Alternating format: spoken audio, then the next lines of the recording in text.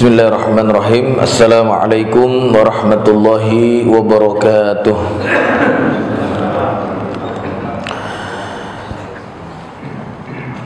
Alhamdulillahi rabbil alamin, wa bihi nasta'in ala umurid dunya waddin, wassalatu wassalamu ala asyrafil anbiya'i wal mursalin wa ala alihi wa ashabihi wa man da'a bida'watihi wa man ittaba'a sunnatahu ila yaumiddin, amma ba'du. Jamaah salat subuh Masjid Al-Hidayah yang senantiasa dirahmati dan diberkahi hidupnya oleh Allah Ta'ala, kita bersyukur kepada Allah masih diberikan kesempatan beramal soleh. Mudah-mudahan semua amal soleh yang telah kita kerjakan maupun yang saat ini sedang kita jalankan diridhoi dan juga diterima oleh Allah Subhanahu wa Ta'ala. Dan juga kita harapkan kepada Allah Subhanahu wa Ta'ala, dari amal soleh kita hari ini menjadi salah satu wasilah kita semua diberikan kebahagiaan di dunia, diberikan kelancaran, ya, semua hajat kita, dijauhkan kita dari keburukan-keburukan, dan kemudian diberikan kita istiqomah di dalam kebenaran, di dalam kebaikan sampai akhir hayat kita. Amin ya rabbal alamin. Nah, Bapak Ibu dirahmati Allah, melanjutkan ya pembacaan kitab ayat-ayat ahkam yang insyaallah pada hari ini kita masuk ke akhir ya dari ketentuan yang terkait dengan talak ya.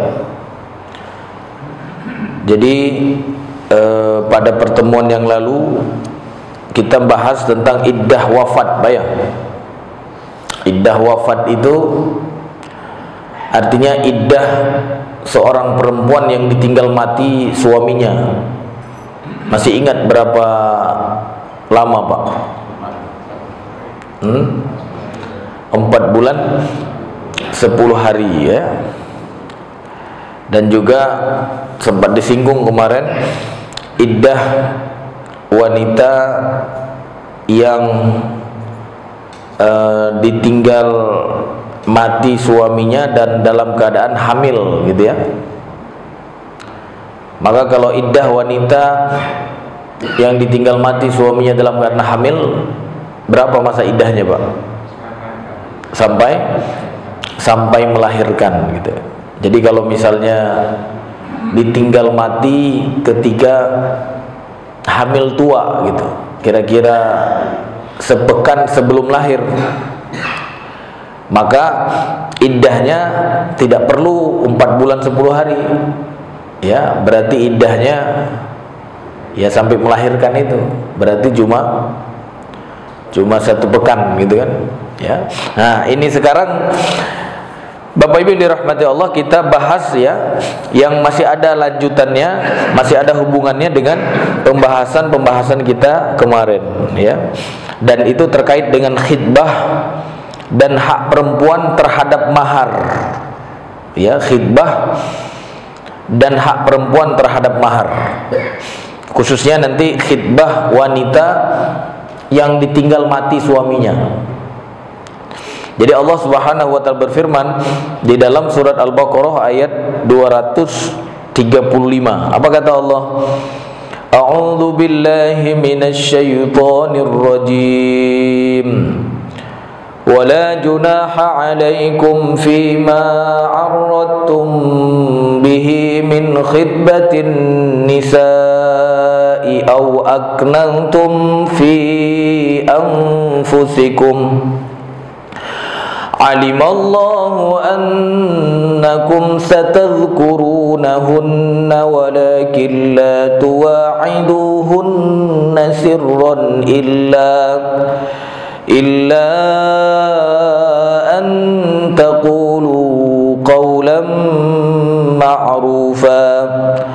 ولا تعزموا عقدة النكاح حتى يبلغ الكتاب أجله واعلموا أن الله يعلم ما في أنفسكم فاحذروه واعلموا أن الله غفور حليم. Nah, itu ayat 235. Ada 3 ayat insyaallah yang akan kita bahas hari ini ya, sampai ayat 237. Nah, ini terkait dengan, kalau ayat 235-nya ini terkait dengan khidbah ya, khidbah wanita yang ditinggal mati suaminya. Nah, jadi berarti di sini apa, Pak? Berarti di sini seorang wanita yang meninggal suaminya, jangan dibiarin berarti. Ya, jangan dibiarin hidup sendiri gitu. Ya, kalau di Indonesia kayaknya banyak yang membiarkan, banyak. Ya, ini ada ketentuannya di sini. Ketentuannya apa? Kata Allah, wala junaha alaikum fima arradtum bihi min khidbatin nisa. Ya, kata Allah, tidak ada dosa bagimu meminang perempuan-perempuan ya, perempuan-perempuan yang ditinggal mati suaminya ya, yang masa iddahnya kemarin berapa? 4 bulan 10 hari. Ya, jadi kamu tidak berdosa meminang perempuan-perempuan itu. Dengan apa? Dengan sindiran.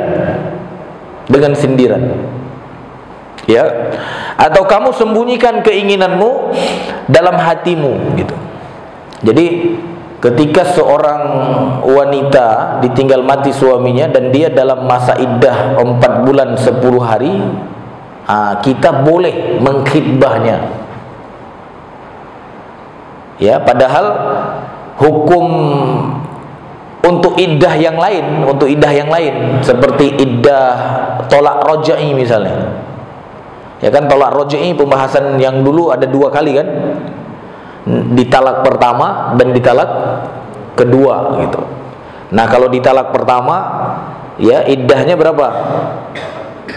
Enggak, kalau tolak roja'i, tolak yang dibalik lagi 3 kali suci atau 3 kali haid. Nah, ini berbeda pendapat antara 3 kali suci atau 3 kali haid gitu. Atau kalau kita analogikan ya, 3 kali haid itu kira-kira 3 bulan gitu, karena biasanya haid atau suci setiap satu bulan. Nah, hukum meminang perempuan ketika iddah tolak roja'i itu boleh apa tidak? Boleh apa tidak, Pak? Ada seorang perempuan dicerai sama suaminya. Kutalak kamu katanya gitu. Nah, kalau talak pertama berarti kan ada apa? Ada iddah. Ya kan? Masa iddahnya berarti apa? 3 kali suci. Wah, bapak langsung kemudian apa? Wah, kesempatan ini katanya. Kesempatan. Boleh nggak mengkhidbah perempuan tersebut? Nggak boleh. Kenapa? Karena yang paling berhak untuk kembali atau menikah dengan dia lagi itu adalah suaminya. Makanya suaminya juga nggak boleh ngeluarin istrinya dari rumahnya. Ya, ketika apa? Ketika tolak roja'i itu. Ya, sebenarnya sama seperti suami istri masih, cuma ya suaminya tidak mau berhubungan aja sama dia gitu, karena ditalak gitu kan. Nah, kalau misalnya baru seminggu dia kemudian langsung berhubungan intim lagi, ya sudah, kembali tanpa harus akad gitu. Makanya tidak boleh kita mengkhidbah atau melamar orang yang ditalak 1 atau 2 atau yang disebut dengan talak raja'i tadi. Tidak boleh. Nah, tapi untuk wanita yang ditinggal mati suaminya kan ada iddah juga kan? Sama-sama ada iddah. Kalau yang tolak raja'i tadi iddahnya 3 kali suci atau 3 kali haid. Nah, kalau yang ditinggal mati masa iddahnya 4 bulan 10 hari. Tapi hukumnya berbeda di dalam masalah khitbah. Nah, hukumnya berbeda. Kalau yang tolak roja'i baru kita boleh khitbah kalau sudah habis masa apa? Masa iddahnya, baru boleh kita khitbah. Ya, setelah 3 kali suci nggak balik juga sama suami yang pertama, maka kita masuk. Ya, cepat-cepat Pak, berarti Pak, cepat-cepat, karena itu terbuka untuk umum gitu. Ya, siapa yang cepat dia dapat gitu. Nah, kalau tolak apa tadi satu lagi? Tolak yang ditinggal mati suaminya. Nah, kata Allah Ta'ala, la junaha alaikum fima arratum ya bihi min khidbatin nisa. Tidak berdosa kamu mengkhidbah dia. Tapi khidbahnya dengan apa, Pak? Dengan sindiran. Nah, dengan sindiran selama masa iddah itu. Jadi begitu meninggal, besok langsung bapak datang gitu, atau seminggu kemudian langsung bapak datang, ya, langsung datang, mulai apa Pak? Mulai nyindir gitu, ya, bisa nggak?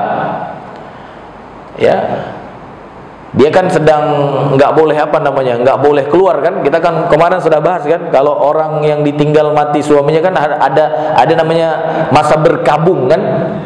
Jadi 4 bulan 10 hari itu berkabung gitu. Nggak boleh apa? Nggak boleh berhias, nggak boleh nggak boleh keluar rumah, nggak boleh pakai minyak wangi, gitu kan? Bahkan kalau dibandingkan dengan yang dulu lagi lebih dahsyat. 1 tahun, bayang. 1 tahun, sampai begitu keluar apa yang meninggal? Ya, keledai yang mau dilempar pakai tai unta itu meninggal. Karena apa? Karena baunya atau aroma wanita yang tidak mandi 1 tahun, bayang, dan tidak merawat diri selama 1 tahun. Tapi kemudian Islam datang cuma membatasi menjadi 4 bulan 10 hari. Tapi ketentuannya tidak seperti dulu. Ketentuannya apa? Dia masih boleh, ya artinya mandi, masih boleh bersih-bersih. Yang tidak boleh cuma apa? Yang tidak boleh dia keluar, dia pakai minyak wangi, dia kemudian apa? Menerima ya akad nikah lagi dengan yang lain gitu. Ya. Tapi di saat itu kalau misalnya kita sebagai laki-laki ya, kemudian datang ke situ dan kemudian apa? Kita menyindir, ingin khidbah gitu. Misalnya kita katakan apa? Kamu cantik banget hari ini ya. Gitu kan? Itu kan sindiran, Pak ya. Jadi seorang wanita kalau sudah, apalagi bapak-bapak yang sudah berumur gitu, Pak ya. Bapak-bapak yang sudah senior mengatakan wanita itu cantik, gitu ya. Berarti wanita itu harus paham itu. Harus paham. Makanya bapak-bapak nggak boleh sembarangan ngomong kepada ibu-ibu cantik gitu. Jangan, Pak. Karena apa? Itu bentuk sindiran untuk khidbah namanya. Kamu soleha banget kelihatan hari ini ya, gitu kan? Itu sindiran, Pak. Nah, kalau wanita yang sudah ngaji, dia paham itu, Pak, dia paham. Oh, berarti bapak ini ada maunya ini. Kalau yang sudah ngaji, tapi kalau yang nggak ngaji, nggak ngerti dia, ya. Malah apa namanya? Ya, dia nggak ngerti, dia pikir ini cuma bercanda gitu kan. Ya kan, pada orang muslim kan bercandanya ada maksudnya kan. Ya, kayaknya nih kalau jadi ibu anak-anak ini bagus ini ya, gitu kan. Ini bagus. Itu sindiran, Pak, sindiran. Nah, ketika masa iddah itu boleh, Pak, itu boleh. Atau kamu nggak sindir, tapi apa? Kamu laki-laki ingin menikahi dia, cuma nggak berani gitu kan? Ada juga kan? Aku kayaknya pingin juga ini melanjutkan perlindungan kepada wanita itu gitu misalnya. Kasihan dia nggak ada yang melindungi lagi, Pak ya. Ya, karena suaminya sudah meninggal, kan suaminya sebagai pelindung kan. Karena dia nggak ada yang melindungi, aku ingin melindungi dia. Dalam hati kita nggak kita ucapkan, itu tidak berdosa, tidak berdosa. Ya. Jadi Bapak Ibu dirahmati Allah, ini ya khidbah ketika masa iddah wafat, Pak ya. Wafat, Pak ya. Ada Pak di komplek kita yang sudah meninggal suaminya? Banyak Pak ya. Itu harus diganti pelindungnya Pak ya. Ya. Jangan dibiarkan, bisa jadi fitnah nanti ya. Ya. Nah, kemudian apa kata Allah Ta'ala? Alimallahu annakum satadhkurunahunna walakin la tuwa'iduhunna sirran illa an taqulu qawlan ma'rufa. Kata Allah Subhanahu wa Ta'ala, Allah mengetahui bahwa kamu akan menyebut-nyebut ya kepada mereka. Ya, tetapi janganlah kamu membuat perjanjian untuk menikah. Walakin la tuwa'iduhunna sirran ya illa an taqulu qawlan ma'rufa. Tetapi janganlah kamu membuat perjanjian untuk menikah dengan mereka secara rahasia, kecuali sekedar mengucapkan kata-kata yang baik gitu. Tetapi di dalam khidbah itu yang pakai sindiran tadi kan, kamu tidak boleh buat ikatan gitu, buat ikatan. Ya, buat ikatan maksudnya apa? Ya kamu langsung ada perjanjian. Ya, kita menikah nanti. Ya, ini berarti bukan khidbah secara sindiran lagi kan? Tapi itu apa? Sudah terang-terangan, sudah buat perencanaan. Nah, itu tidak boleh, Pak, tidak boleh. Jadi yang boleh itu cuma sindiran. Ya, bahkan ada satu sahabat di kitab ini disebutkan ya ketika seorang sahabiah ya meninggal suaminya, dia kemudian apa? Dia kemudian didatangi oleh seorang sahabat yang lain, Abu Ja'far namanya ya. Ini riwayat dari Ibnul Mubarak ya, dari Abdurrahman bin Sulaiman, dari bibinya ya, Sukainah binti Hanzalah. Ia berkata, Abu Ja'far ya atau Muhammad bin Ali pernah masuk ke rumahku di saat aku masih dalam iddah. Di dalam masa iddah, maksudnya iddah ditinggal mati suaminya. Dia kan nggak boleh keluar kan, ya. Maka kemudian si Abu Ja'far ini datang ke rumahnya, lalu ia berkata, aku ini orang yang engkau tahu betul akan kekerabatanku dengan Rasulullah SAW dan hak kakekku ya, Ali, serta jejakku dalam Islam. Lalu aku berkata, semoga Allah mengampunimu, kata perempuan tersebut. Jadi Abu Ja'far datang ke rumah perempuan tersebut. Dia kemudian apa Pak? Dia kemudian menyebutkan kelebihan dirinya, gitu. Kelebihan dirinya. Ya, kamu kan tahu aku ini apa Pak? Orang yang punya kekerabatan dengan Rasulullah SAW. Ya. Jadi dan kamu tahu aku ini punya jejak yang bagus di dalam dakwah Islam lah, begitu kan? Dia sedang apa Pak? Sedang muji diri. Nah, sahabiah ini, perempuan ini lah paham dia Pak. Kalau perempuan sekarang kita bilang begitu nggak paham juga ya.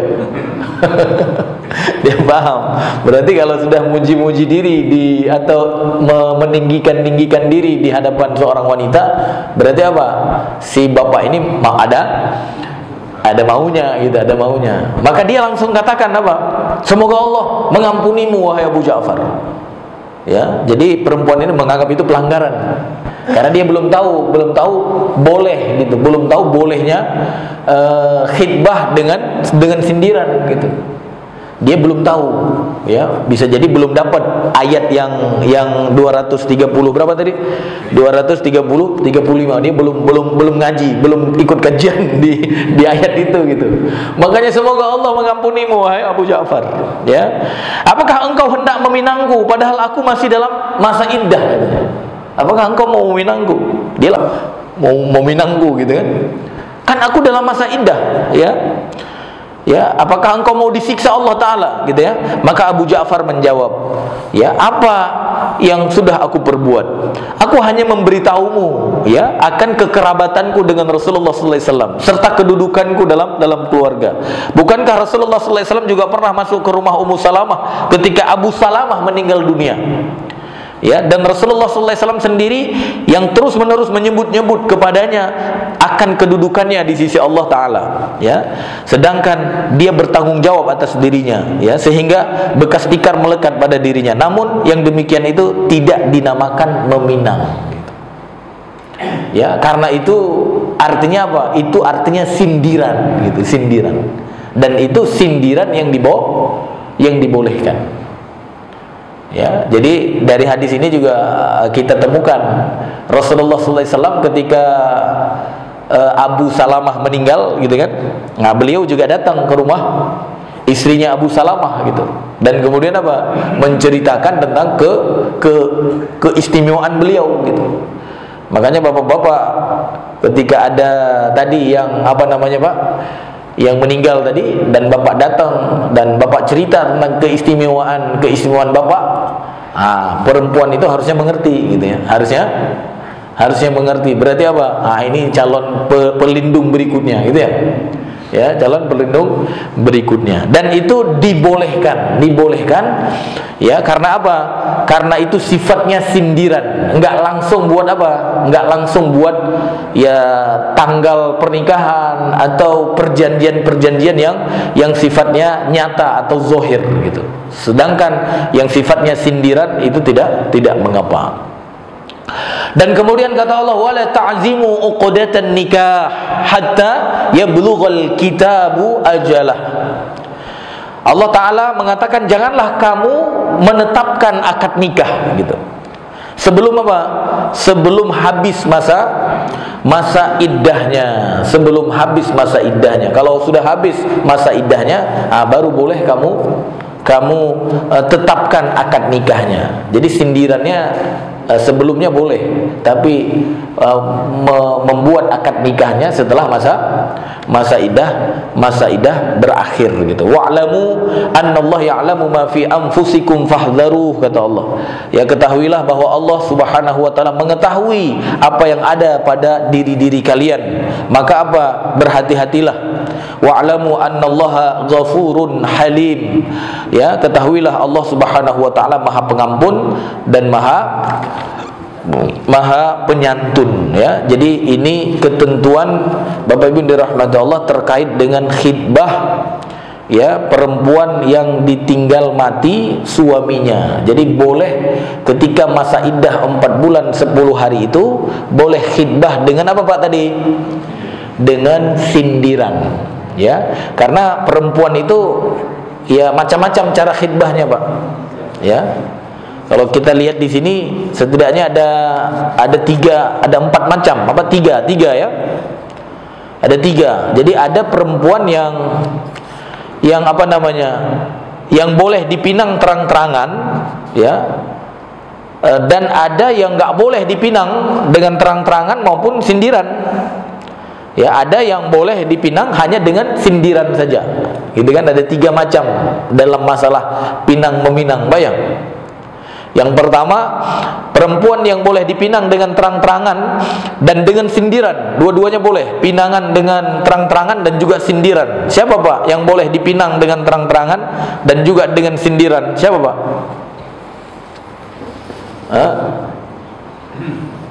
Perempuan yang boleh dipinang dengan terang-terangan dan juga sindiran adalah perempuan yang masih sendirian. Yang masih sendirian dan bukan dalam masa apa?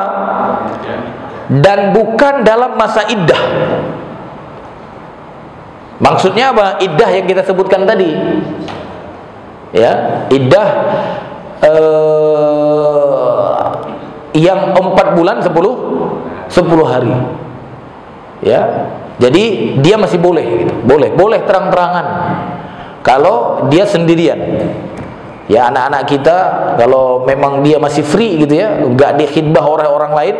Tapi kalau dia sedang dikhidbah oleh orang lain, nggak boleh juga, karena tidak boleh mengkhidbah orang yang sedang dikhidbah oleh orang lain. Makanya kalau anak kita suka dengan yang lain, anak kita kalau bisa disuruh tanya gitu, atau kita tanya sama keluarganya, anakmu sudah dikhidbah orang belum gitu. Kalau belum, baru lanjut gitu. Jangan langsung aja, Pak, saya datang mau khidbah anak bapak, gitu kan. Pertanyaan pertama harus diajukan apa tadi, Pak? Apakah anakmu sudah dikhidbah orang? Kalau kita tahu dia belum punya suami. Cuma kalau dia punya suami, ya nggak perlu ditanya, anakmu punya suami nggak?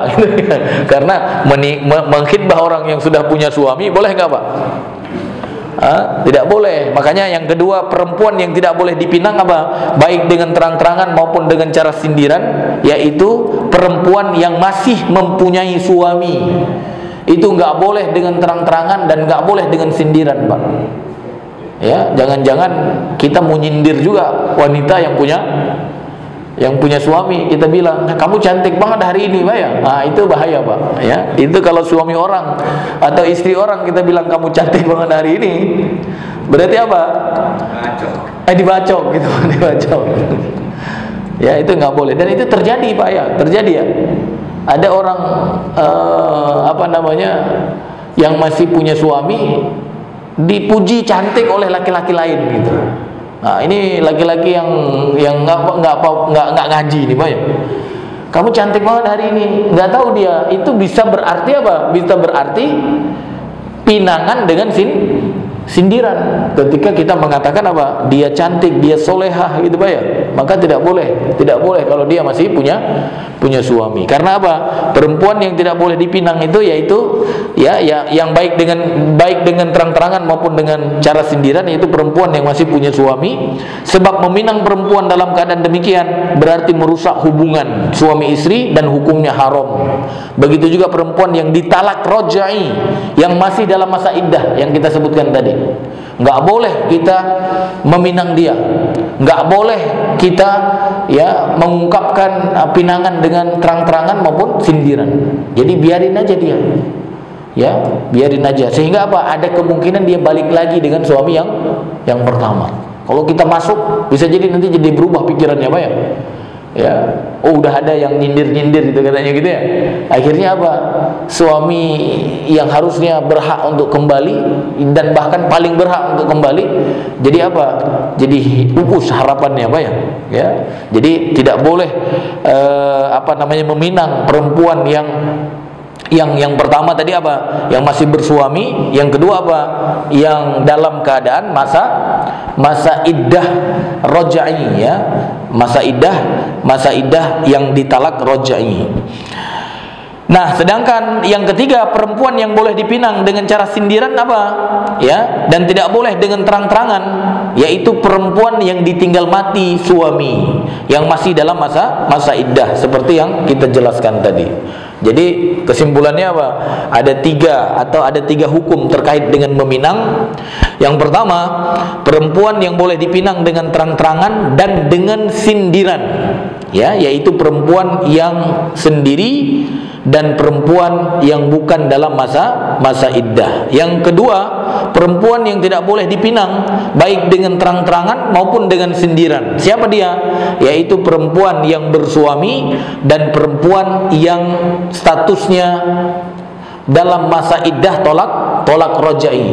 Dan yang ketiga, perempuan yang boleh dipinang dengan sindiran tapi tidak boleh dipinang dengan terang-terangan. Tidak boleh dipinang dengan terang-terangan, yaitu perempuan yang ditinggal mati suaminya dan dia masih dalam masa iddah 4 bulan 10 hari. Dia tidak boleh dengan terang-terangan, tapi boleh dengan sindiran, Pak ya. Enak juga, Pak.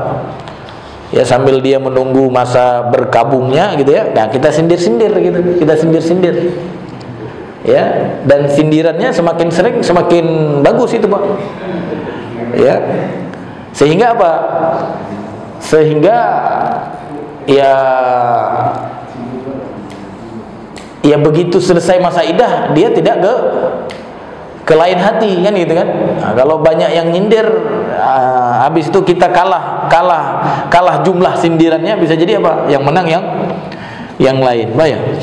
Taib, Bapak Ibu dirahmati Allah, ini ketentuan khitbah bagi perempuan yang ditinggal mati suaminya, yaitu boleh disindir atau dikhitbah dengan sindiran dan tidak boleh dengan terang-terangan. Nah, kita lanjutkan pembahasan ayat 236. Apa kata Allah? La junaha alaikum in talaqtumun nisaa ma lam tamassuhunna aw tafridu lahunna fariidah wa matti'uhunna 'alal musi'i qadaruhu wa 'alal muqtiri qadaruhu mata'an bil ma'ruf haqqan 'alal muhsinin. Jadi kata Allah Ta'ala, tidak berdosa bagi kalian jika kalian menceraikan istri-istri kalian atau wanita-wanita yang belum kalian sentuh. Maksudnya apa? Yang belum kalian sentuh, yang belum kalian jimai gitu, yang belum kalian setubuhi. Jadi habis kita akad nikah, kita belum setubuhi, tapi kita sudah ceraikan gitu. Ya. Dan juga apa? Au tafridu lahunna fariidah. Belum juga kamu tentukan mahar kepadanya. Ya, jadi kamu sudah nikah dengan dia, kamu belum tentukan maharnya, kamu belum sentuh dia, artinya belum jima dengan dia, dan kamu ceraikan dia. Kamu ceraikan dia. Boleh apa tidak, Pak? Boleh, tidak berdosa. Jadi kalau ada orang yang menikah, kalau bapak berarti menikah untuk yang keberapa, Pak? Yang ketiga, yang kedua udah ya. Untuk yang ketiga misalnya, berarti apa? Pas mau menikah yang ketiga sudah akad gitu ya, tapi belum ditentukan mahar, sudah akad tapi habis itu malam pertama belum hubungan apa-apa, tiba-tiba ada apa gitulah ya, nggak jadi, gitu kan? Akhirnya apa?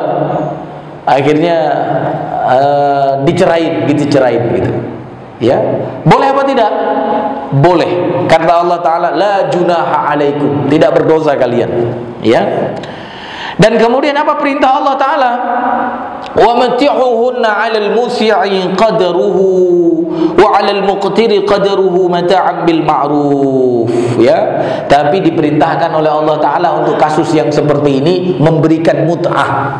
Memberikan mut'ah. Makanya ada nikah mut'ah namanya, Pak ya. Nikah mut'ah itu dulu pernah boleh, Pak, pernah boleh dulu gitu. Tapi kata orang Syiah sekarang masih boleh juga. Ini error gitu. Ya, jadi nikah mut'ah itu namanya apa, Pak? Nikah yang dibuat perjanjian, nanti setelah nikah dapat apa, Pak? Dapat bayaran gitu. Dapat bayaran. Ya, jadi mut'ah itu sebagai apa? Sebagai ya, kalau sekarang kalau boleh kita katakan seperti orang pakai perempuan habis itu apa? Bayar gitu kan. Ya kan? Pakainya berapa hari misalnya? Sebulan gitu ya. Ya, habis itu apa? Selesai bayar gitu. Nah, bayar itu namanya mut'ah. Bayar itu namanya mut'ah. Yang kita berikan untuk apa? Untuk menyenangkan hatinya. Ya.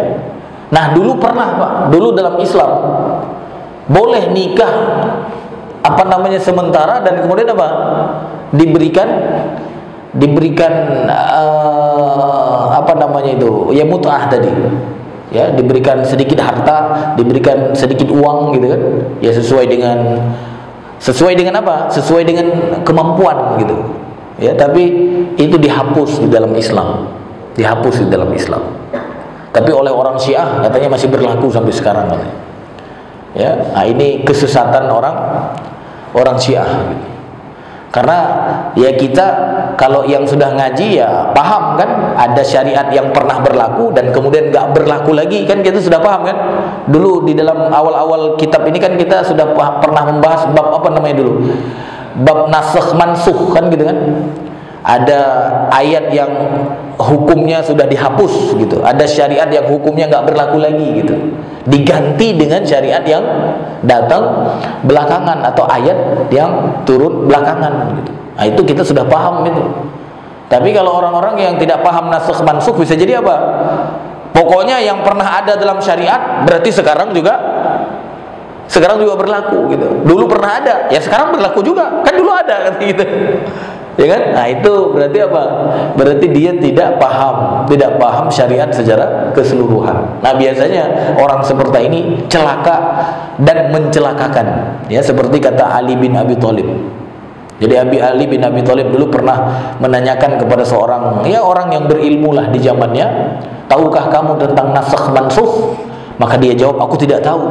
Maka Ali mengatakan, kamu sungguh menjadi orang yang celaka dan kamu mencelakakan gitu. Kenapa celaka? Karena bisa jadi dia berhukum dengan ketentuan syariat yang hukumnya sudah nggak berlaku.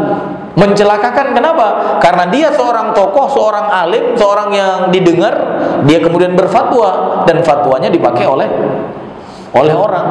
Nah, otomatis ketika orang memakai fatwa dia jadi celaka juga kan? Berarti apa? Dia mencelakakan. Ya, makanya ya seperti keyakinan orang Syiah yang masih menganggap nikah mut'ah itu boleh sampai sekarang. Nah, ini ya berarti orang-orang yang celaka gitu ya. Jadi itu makna mut'ah Pak ya. Jadi wa mat'uhunna 'alal musii. Tapi orang-orang yang tadi sudah menikah belum disetubuhi dan belum ditentukan maharnya, kemudian diceraikan, maka apa Pak? Maka dia harus memberikan mut'ah gitu. Harus memberikan mut'ah, harus bayar gitu. Dan itu sesuai kemampuan. Ya, sampai disebutkan oleh Allah, "Alal musi'i qadruhu." Orang yang luas rezekinya ya sesuai dengan kadar rezekinya. Wa 'alal muqtiri qadruhu. Dan juga orang yang miskin, enggak punya harta banyak, ya sesuai juga dengan kebutuhan, dengan kemampuannya. Jadi tidak ada jumlah khusus, enggak ada gitu. Itu tergantung apa? Tergantung kondisi ya si suami tersebut gitu. Makanya Bapak Ibu dirahmati Allah, nanti ada pembahasan nikah yang cerai yang harus membayar mut'ah atau memberikan uang dan yang tidak. Nah, itu ada penjelasannya Pak ya. Ada penjelasannya. Ya. Jadi kalau di sini disebutkan setidaknya ada 4 gitu Pak ya. Ada 4 gitu ya. Jadi perempuan ditalak sebelum bersetubuh. Jadi perempuan yang ditalak sebelum bersetubuh itu ada hukumnya. Disebutkan di sini beberapa ayat sudah menjelaskan tentang hukum perempuan yang ditalak. Di antaranya yang pertama, perempuan yang sudah disetubuhi dan sudah ditentukan maharnya. Itu ada ketentuannya. Ketentuannya bagaimana? Ada dalam syariat kita. Sudah disetubuhi dan sudah ditentukan maharnya. Seperti istri-istri kita lah Pak ya. Bapak semua di sini sudah setubuhi istri semua kan? Udah punya anak lagi, masa belum gitu ya? Dan sudah ditentukan maharnya kan? Bahkan maharnya pun udah habis kata istri ya. Berarti sudah gitu ya. Sudah. Bahkan ada yang minta lagi Pak ya. Ada yang minta lagi maharnya, mau bangun apa? Bangun bisnis katanya. Padahal itu punya istri gitu ya. Nah, itu ada ketentuannya. Ketentuannya apa? Kalau yang seperti itu, ya, kalau dia ceraikan, maka iddahnya, ya, seperti yang kita sebutkan, berarti tiga kali kuru tadi, atau 3 kali suci. Dan maharnya tidak boleh diminta oleh suami. Kalau dia ceraikan, mahar yang sudah diberi nggak boleh diminta lagi. Itu berarti jadi milik istri. Makanya bapak kalau menceraikan dia tidak boleh minta, walaupun bapak dulu kasih mahar 1M gitu ya. Ya, 1M gitu. 1M ada kan? Ya, yang ngasih mahar 1M, minta lagi nggak boleh gitu. Nggak boleh ya. Nah, yang kedua, perempuan yang belum disetubuhi dan belum ditentukan maharnya. Nah, kalau kita ceraikan dia gimana? Belum disetubuhi dan belum ditentukan maharnya. Nah, sama seperti yang kita bahas sekarang ini, ya.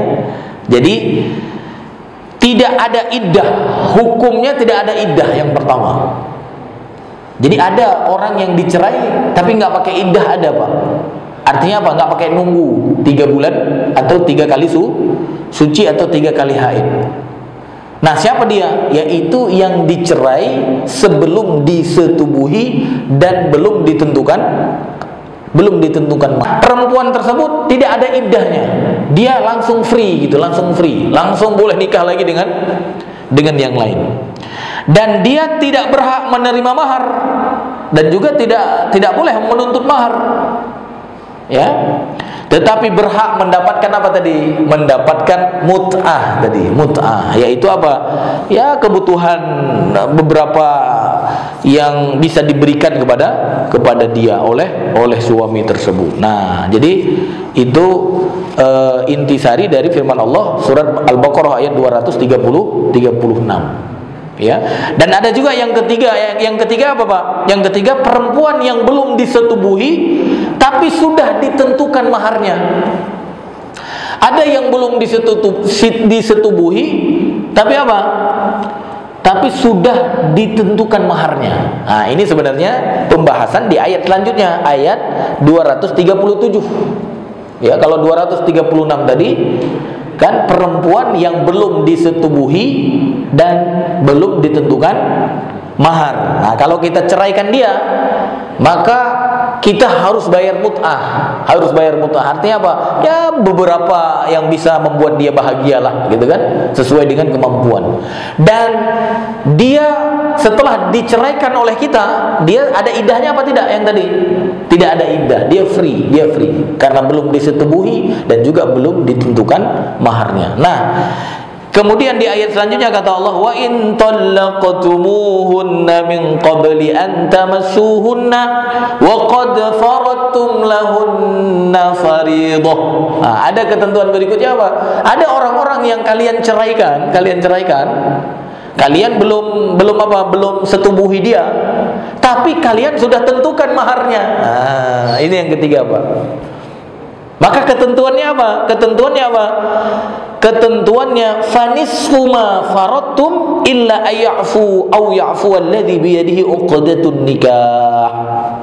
Maka bagi perempuan itu dia dapat setengah mahar yang sudah ditentukan.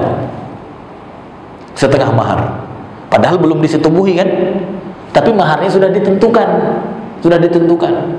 Kita misalkan akad nikah nih, saya nikahkan anakku dengan dirimu dengan mahar 1 miliar misalnya, gitu kan? Ya, sah akhirnya kan, kuterima nikahnya dengan mahar yang disebutkan. Maka kemudian apa? Sah nikahnya. Dan malamnya berlalu, sepekan berlalu, nggak disetubuhin gitu kan? Ya, mungkin dia masih mikir yang lain gitu, Pak ya.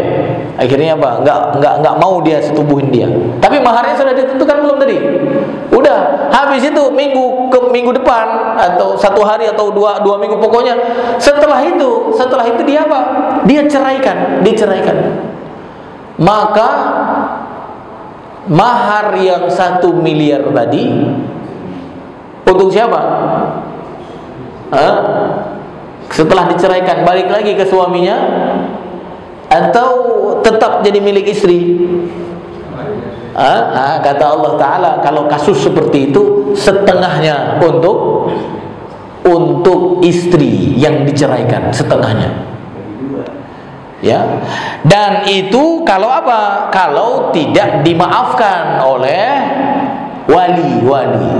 Tapi kalau kata wali, ya udah maafin aja deh, balikin aja ke buat dia semua, balikin aja katanya gitu, misalnya, nggak perlu diambil mahar sedikit pun, kan dia belum setubuhin kamu, gitu kan?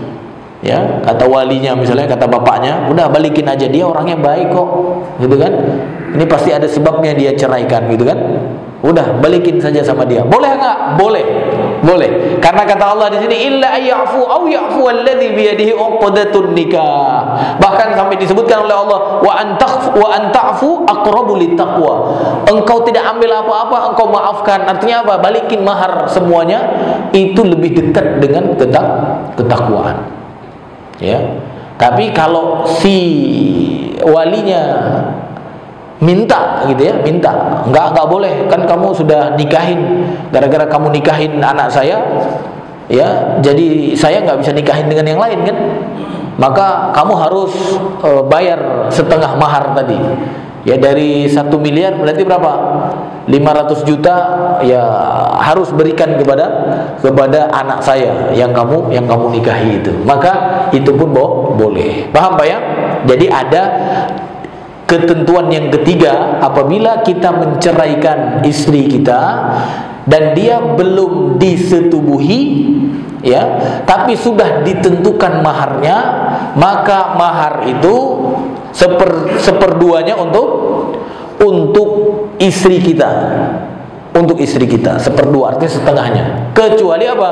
Kata istri kita atau kata wali istri kita itu, nggak apa-apa, nggak usah. Pokoknya maharnya aku kembalikan semua kepadamu. Nah, itu pun boleh. Gimana Pak? Bapaknya bilang kita juga banyak duit, yang balikin aja. Kita juga banyak duitnya, balikin aja. Boleh gitu.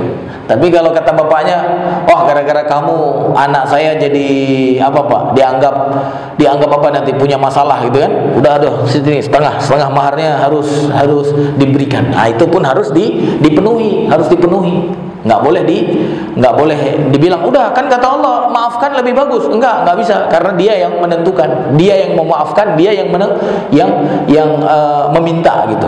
Ya, itu ketentuan syariatnya. Nah, kemudian yang keempat ada apa Pak? Yang keempat, perempuan yang sudah disetubuhi tetapi belum ditentukan maharnya. Jadi sudah disetubuhi tapi belum ditentukan maharnya. Gimana solusinya itu Pak? Ya, maka keempat ini berhak mendapat mahar yang sepadan, kata para ulama. Ya, mahar yang sepadan maksudnya apa? Ya, kalau si perempuan ini misalnya punya saudara gitu ya, punya saudara atau saudari gitu ya, dan saudarinya ketika menikah maharnya misalnya berapa? Misalnya 10 gram emas misalnya, 10 gram emas.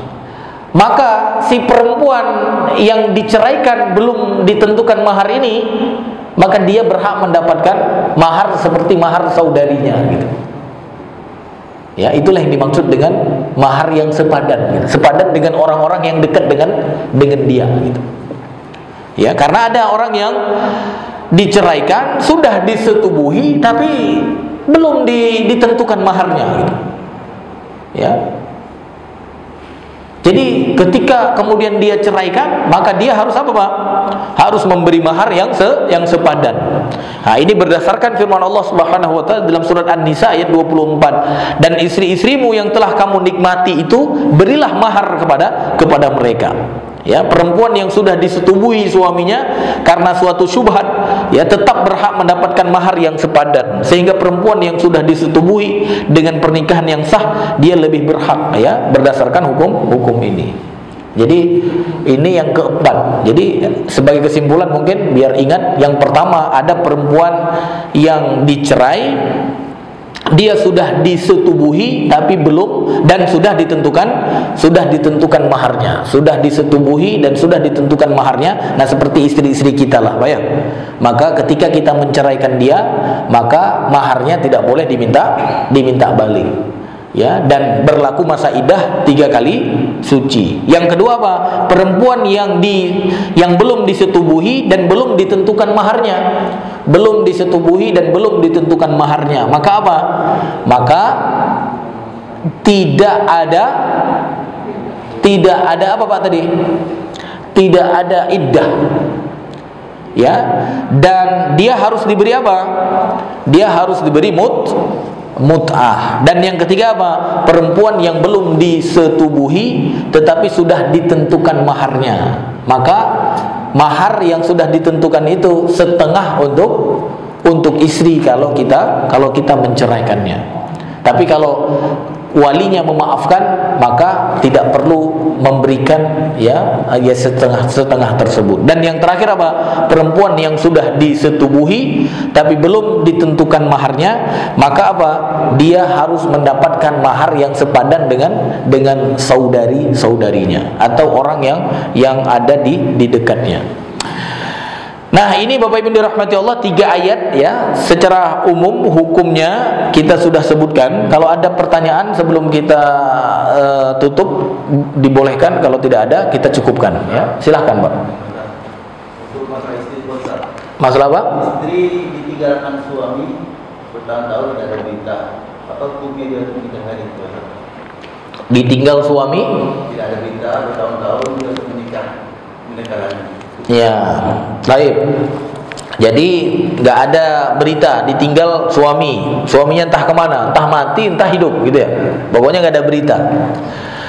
Maka ada ketentuan di dalam syariat kita, ya, ada ketentuan di dalam syariat kita, ya. Nanti qadhi yang memutuskan, qadhi atau hakim yang memutuskan, apakah suami ini dianggap suami yang sudah meninggal atau suami yang hilang, ya. Jadi nanti diputuskan oleh hakim, ya, sesuai dengan kriteria di dalam Islam.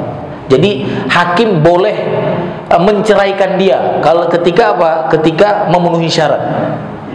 Ya, kalau tidak memenuhi syarat, berarti apa? Dia harus nunggu dulu.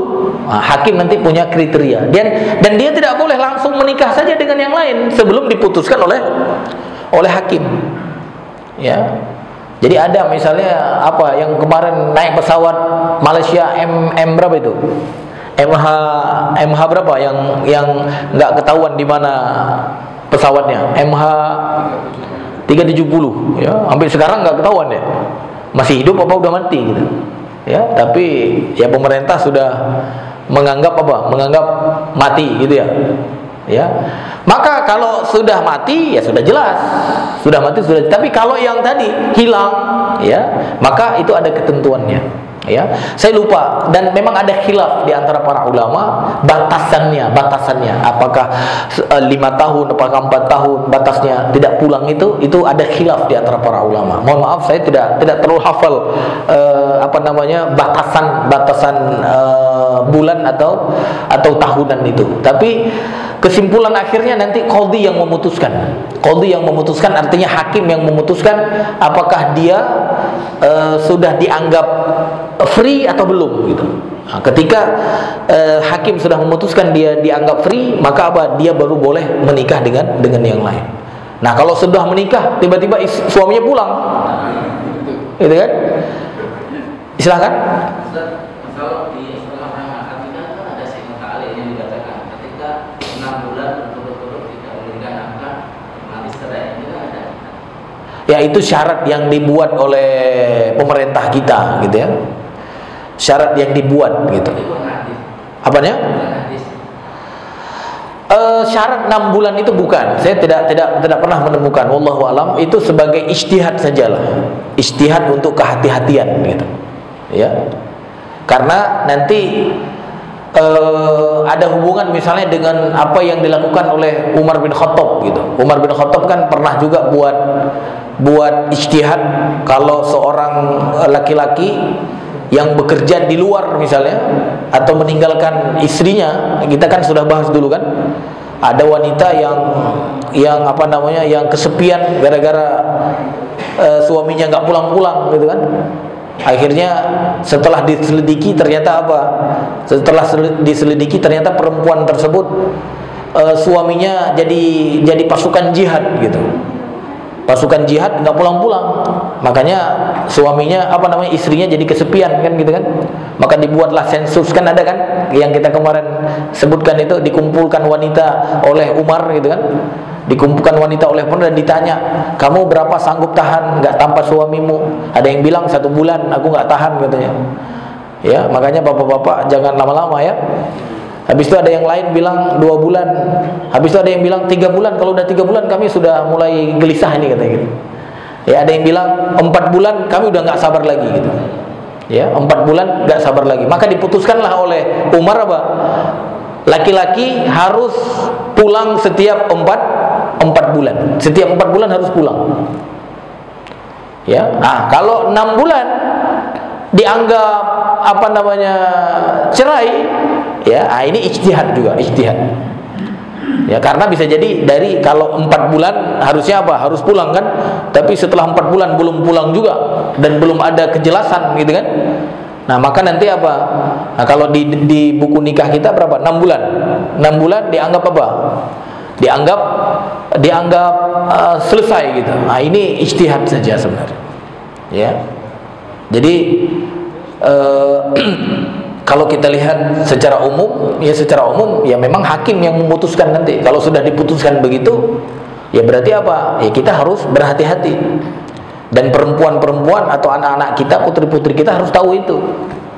Ya kalau sudah diputuskan 6 bulan pisah, ya berarti apa? Setelahnya dia tidak berlaku hubungan suami istri lagi. Ya kalau hilang tadi, setelah dinyatakan pisah, datang lagi suaminya, maka secara hukum tidak menjadi suaminya lagi. Atau istri yang sudah menikah dengan yang lain itu tidak menjadi istrinya lagi.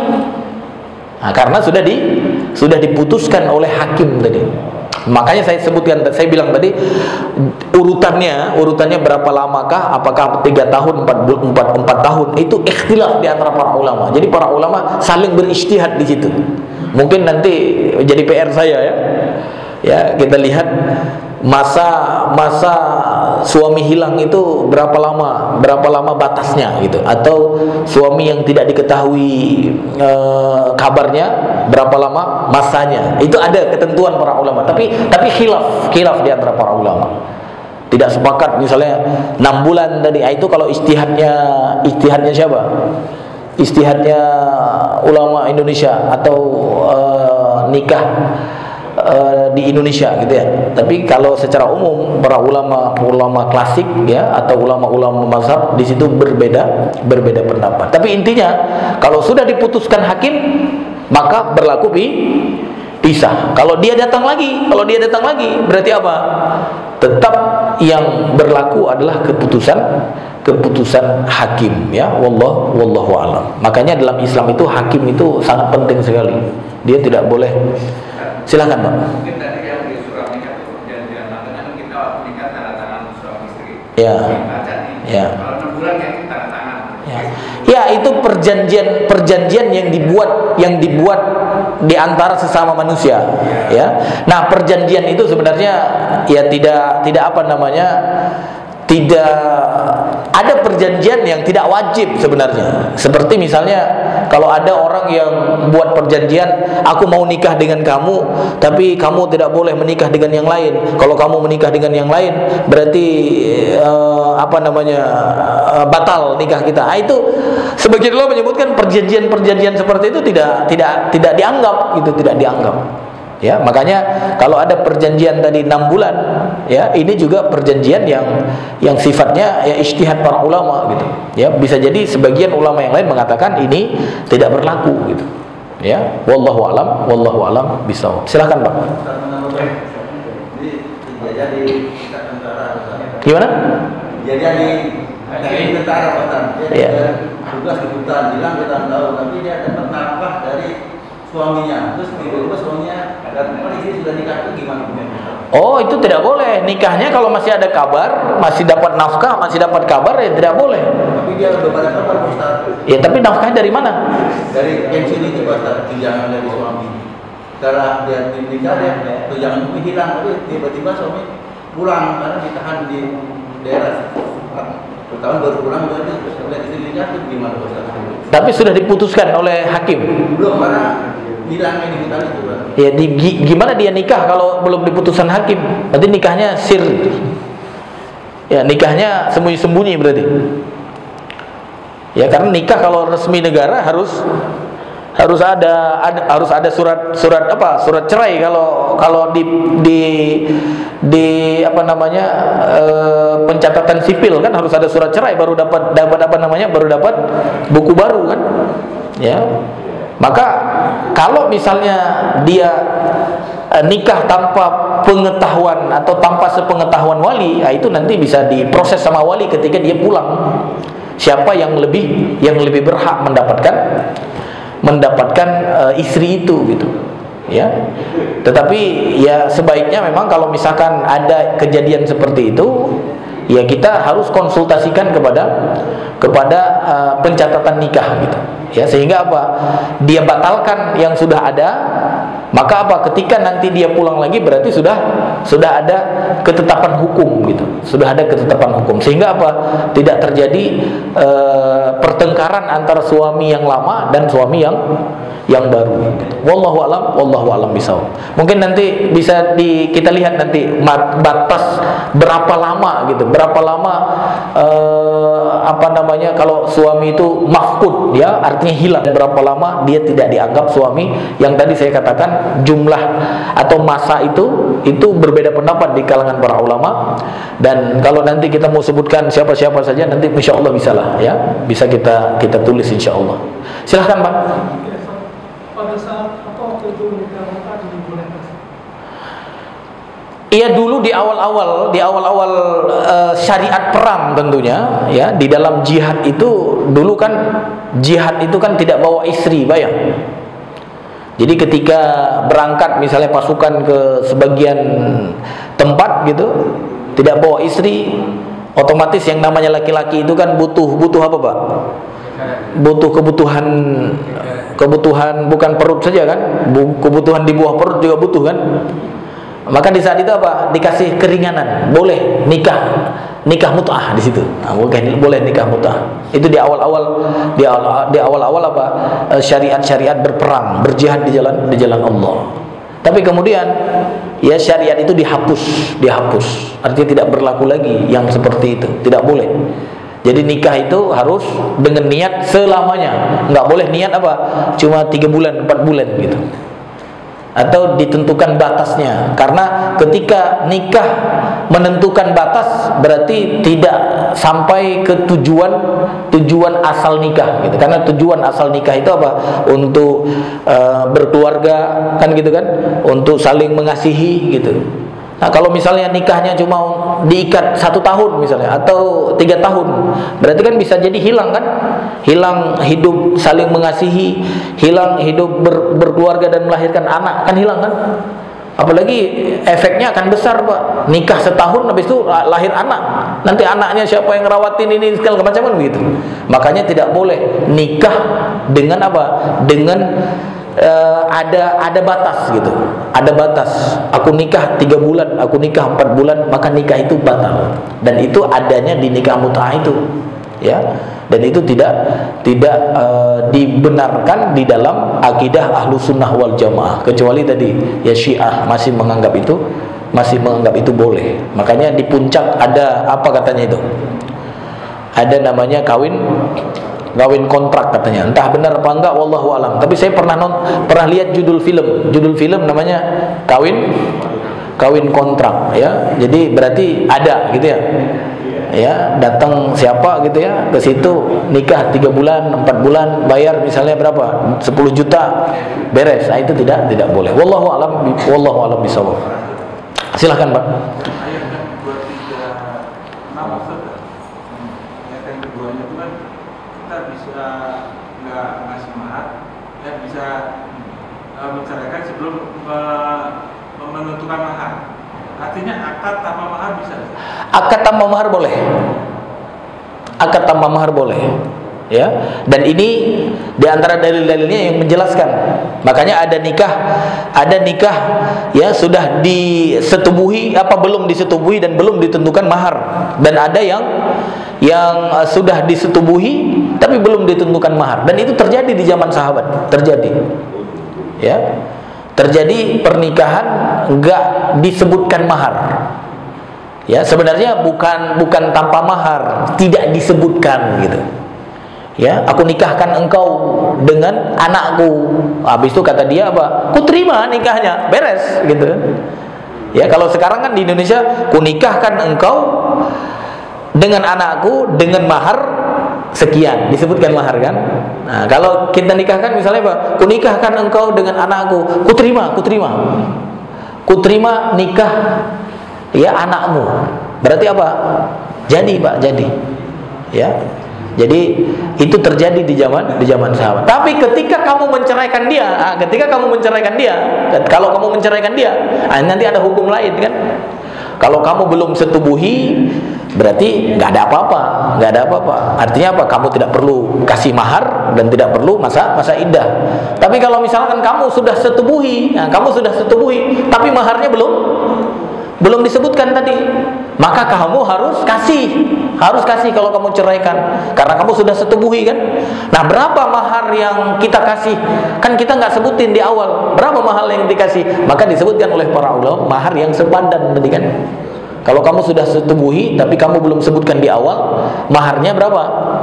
Sepadan dengan siapa tadi? Dengan orang-orang yang ada di sekitarnya. Kita lihat adiknya nikah berapa maharnya gitu. Nah, itu yang kita berikan. Jadi intinya nikah tanpa penyebutan mahar itu sah nikahnya. Mungkin dia buru-buru kali Pak ya. Buru-buru gitu ya. Ku nikahkan engkau dengan anakku. Iya, aku terima nikahnya gitu misalnya. Ya, tanpa penyebutan mahar. Tapi nanti konsekuensinya apa? Ketika apa? Ketika cerai, kalau misalnya belum disebutkan mahar, berarti apa? Harus mencari mahar yang sepadan dengan orang yang ada di sekitarnya. Wallahu alam bisawab.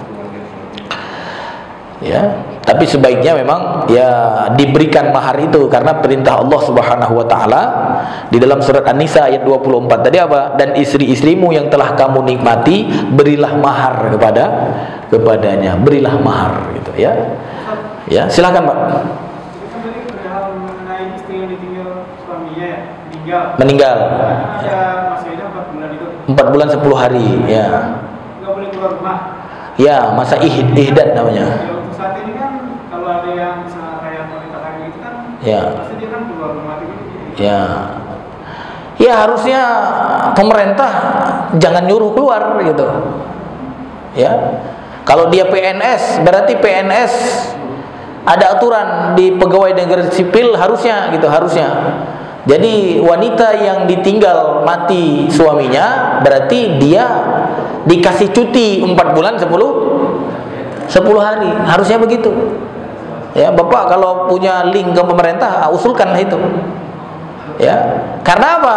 Itu harus, ihdad itu harus itu. Masa berkabung itu harus dalam syariat kita.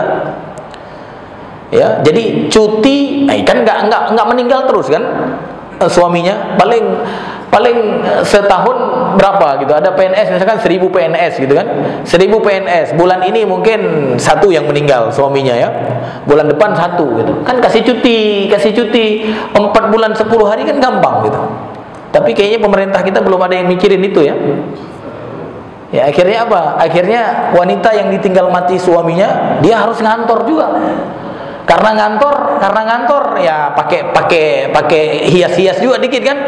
Masa ngantor matanya bengkak gitu kan, nggak mungkin kan. Ya, otomatis terjadi pelanggaran lagi kan. Makanya harusnya negara itu ya kalau saya presiden saya buat Pak gitu. Aturannya untuk PNS wanita cuti-cutinya jelas gitu. Cuti yang pertama melahirkan. Nah, melahirkan cuti gitu kan. Berapa?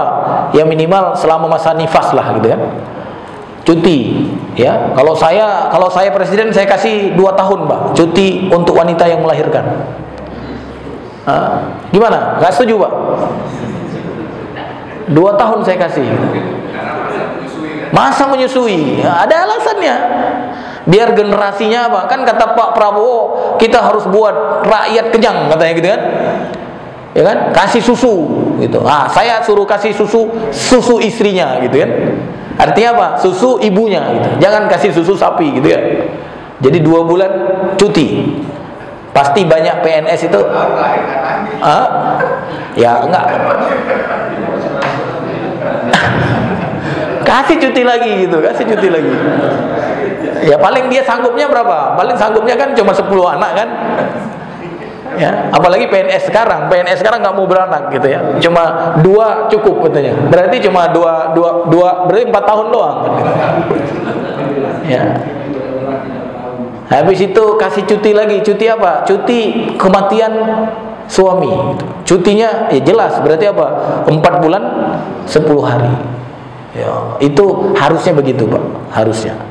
Makanya Umar buat keputusan, suami yang bekerja di luar 4 bulan sekali maksimal harus pulang. Kalau 4 bulan nggak pulang, berarti apa? Terjadi pelanggaran. Dan dibuat kebijakan negara, Pak. Kebijakan negara. Nggak tahu kalau tentara kita berapa, Pak? Kalau dikirim ke medan perang berapa lama tugas? Kalau istrinya nggak ikut gitu? Nggak ada ini gitu. 4 bulan harus ganti shift, nggak ada ya. Jadi 4 bulan harus ganti shift harusnya. Tapi kalau saya lihat kan tugas atau United Nations yang luar negeri, ya. 1 tahun udah ganti pas.